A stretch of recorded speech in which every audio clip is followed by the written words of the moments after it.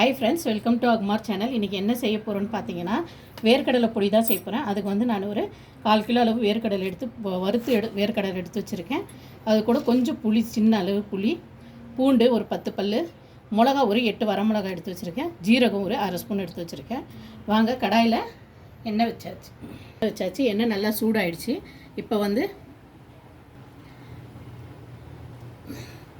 பாருங்க, அரை ஸ்பூன் அளவு ஜீரகம் சேர்த்தலாம். ஜீரகம் பொரிஞ்ச உடனே பூண்டு சேர்த்துடலாம். அது கூடவே புளியும் சேர்த்துடலாம். கொஞ்சம் பூண்டு ஜீரகம்லாம் வெடிக்கும் போது மேலே தெரியும், கொஞ்சம் பார்த்து பண்ணுங்கள். புதுசாக செய்கிறவங்களுக்கு இது வந்து காஞ்ச மிளகா ஒரு 8 மிளகா போட்டிருக்கேங்க, அதையும் சேர்த்து நல்லா வதக்கிடலாம்.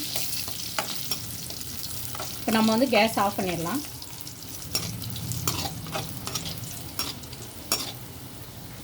இது பாருங்கள், பூண்டு வந்து இந்த அளவுக்கு பொன்னிறமாக வதங்கி இருக்கணும்.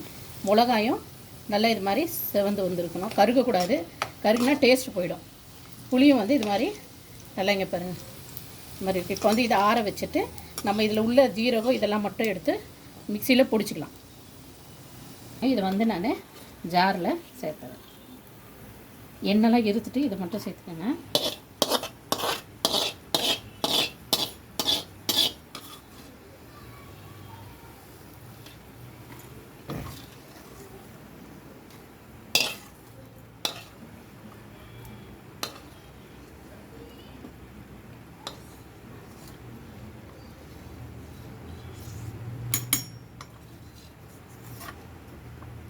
இந்த எண்ணெய் அப்படியே இருக்கட்டும்.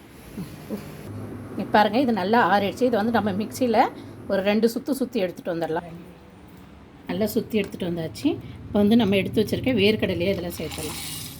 அதையும் சேர்த்து சுற்றிட்டு வந்துடலாம். கூடவே வந்து நம்ம சால்ட்டு ஒரு அரை ஸ்பூன் அளவு, இதுக்கு தேவையான அளவுக்கு சால்ட்டு சேர்த்துடலாம். இதை நம்ம பிடிச்சிட்டு வந்துடுவோம். இந்த மாதிரி பிடிச்சிட்டு வந்தாச்சு. இதை வந்து நம்ம நல்லா கிண்டி இன்னும் ஒரு 2 சுற்றிட்டு வந்துடலாம்.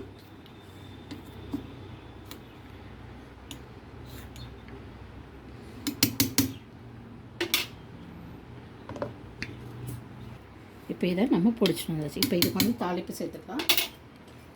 தாளிப்புக்கு நம்மளோட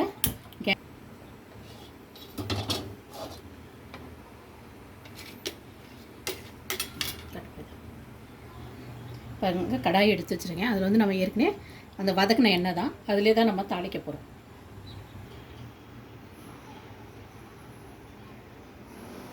பாருங்க, கடுகு சேர்த்துடலாம்.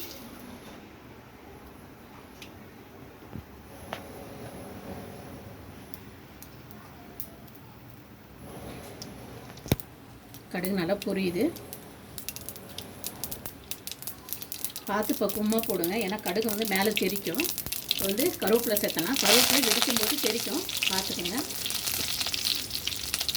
இதில் வந்து தேவையான அளவு கொஞ்சமாக பெருங்காயம் சேர்த்தலாம்.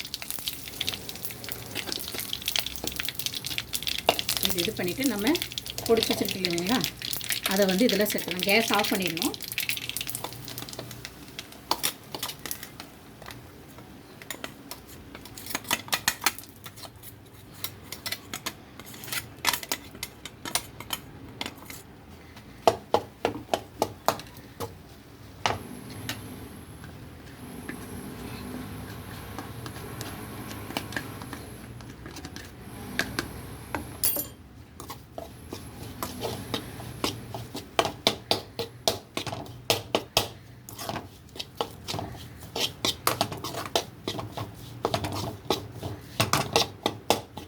அவ்வளோதாங்க. இதை அப்படியே நம்ம ஆற வச்சு எடுத்து டப்பாவில் வச்சுக்கலாம்.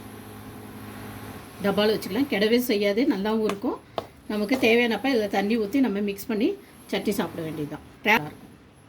ட்ராவலில் ரொம்ப நல்லாயிருக்கும். பிடிச்சிருந்தா லைக் பண்ணுங்கள், ஷேர் பண்ணுங்கள், கமெண்ட் பண்ணுங்கள். மறக்காமல் சப்ஸ்கிரைப் பண்ணுங்கள். பக்கத்தில் உள்ள பெல் பட்டனை அழுத்தம் வந்துடாதீங்க. Thank you so much.